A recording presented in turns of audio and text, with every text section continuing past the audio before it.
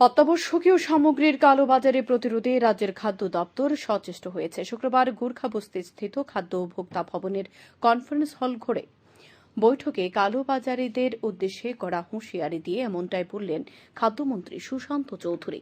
সাথে তিনি যোগ করলেন, নিত্য প্রয়োজনীয় সামগ্রীর মূল্য বৃদ্ধির সঙ্গে যারা যুক্ত থাকবেন তাদের বিরুদ্ধে কঠোর ব্যবস্থা গ্রহণ করবে রাজ্য সরকার।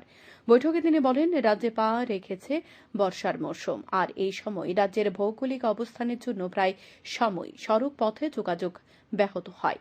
বর্ষাকালীন মরশুমে রাজ্যে নিত্য প্রয়োজনীয় সামগ্রীর মূল্য সহ পেট্রোপণ্য, এলপিজি সিলিন্ডার সরবরাহ যাতে স্বাভাবিক থাকে সে বিষয়ে রাজ্যের খাদ্য ও জনসংবহন দপ্তর আগাম উদ্যোগ নিয়েছে।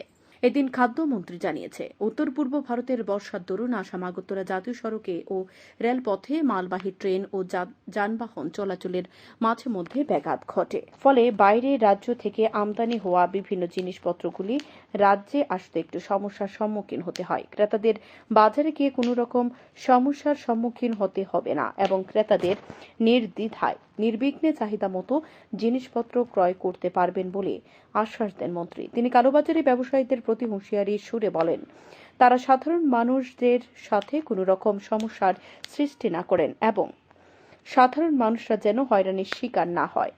খাদ্যমন্ত্রী এদিন কালোবাজারি ও মজুতদারদের প্রতি তীব্র হুঁশিয়ারি দিয়ে বলেছেন, কোথাও কোনোরূপ কৃত্রিম সংকট তৈরি করা যাবে না।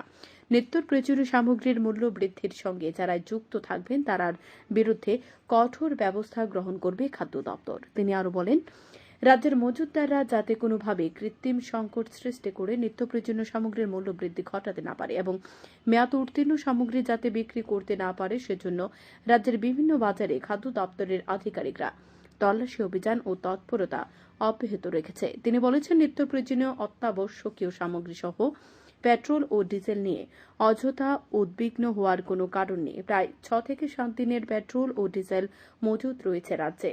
এই বর্ষার মরশুমে কোথাও যেন দ্রব্যমূল্যের বৃদ্ধি না ঘটে, যেগুলো মানুষের ধরাছোঁয়ার বাইরে থাকবে এমন যেন পরিস্থিতি না হয়। কারণ আপনারা জানেন যে আমাদের দপ্তর থেকে, মহকুমা প্রশাসন থেকে প্রতিনিয়ত আমাদের যে রেড কর্মসূচি চলছে, পেনাল্টি ইম্পোজ করা হচ্ছে। যারা অনৈতিক কাজের সঙ্গে যুক্ত, অসাধু ব্যবসার সঙ্গে যুক্ত, তাদেরকে ডেকে এনে সেখানে ফাইন প্রদান করানো হচ্ছে। এই জিনিসগুলো নিয়ে আমরা এখানে বসবো এবং এনএফ রেলওয়ে আমাদেরকে আশ্বস্ত করেছেন যে আগামী 1 তারিখের মধ্যে খুব সম্ভবত এই যে বন্ধ রয়েছে যে কানেক্টিভিটি, সেটাকে আবার রেস্টোর করা হবে। সুতরাং যে 5 থেকে 6 দিনের আমাদের কাছে পেট্রোল এবং ডিজেলের যে মজুদ রয়েছে, স্টক রয়েছে, সেটা আমাদের কাছে সাফিসিয়েন্ট রয়েছে। আগামী 2 দিনের মধ্যে আবার পেট্রোল এবং ডিজেল যথারীতি ত্রিপুরা রাজ্যে প্রবেশ শুরু করবে এবং মানুষের মধ্যে প্যানিক হওয়ার কিছু নেই। পেট্রোল এবং ডিজেল যে পাম্পগুলো, আমাদের পেট্রোল পাম্পগুলোর মধ্যে আমরা সবসময় দেখতে পাচ্ছি একটা আতঙ্কের একটা ছবি এবং একটা ভিড় যে হয়তোবা আবার ক্রাইসিস শুরু হবে। আমি আপনাদেরকে দপ্তরের দায়িত্বপ্রাপ্ত মন্ত্রী হিসেবে আশ্বস্ত করতে চাই, এমন ধরনের কোনো ঘটনা ঘটবে না রয়েছে। এবং খাদ্যদ্রব্যের কোথাও চাল বলুন, ডাল বলুন, চিনি বলুন, তেল, প্রত্যেকটা ক্ষেত্রে আমাদের কোনো ধরনের কোথাও দেয়ার ইজ নো ক্রাইসিস হোয়াটসোএভার।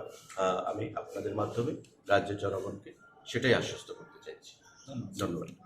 পাশাপাশি খাদ্যশস্য পর্যাপ্ত পরিমাণে মজুত রয়েছে রাজ্যে, অযথা বিভ্রান্ত না হওয়ার জন্য তিনি সকলের কাছে আহ্বান জানিয়েছেন। Bureau report, news daily Bharat.